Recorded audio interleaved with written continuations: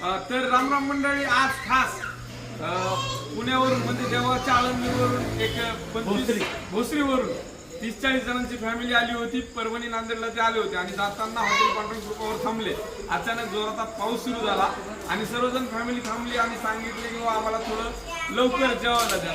मी शब्द दिला की एका तासात सर्वांचं जेवण होऊन तुम्ही गाडीत बसले पाहिजे. त्याप्रमाणे सर्वांचे जेवण व्यवस्थित झाले, सर्व फॅमिली खुश झालेली आहे. आपण दादाला विचारूया की तुम्हाला जेवण आवडलं काय?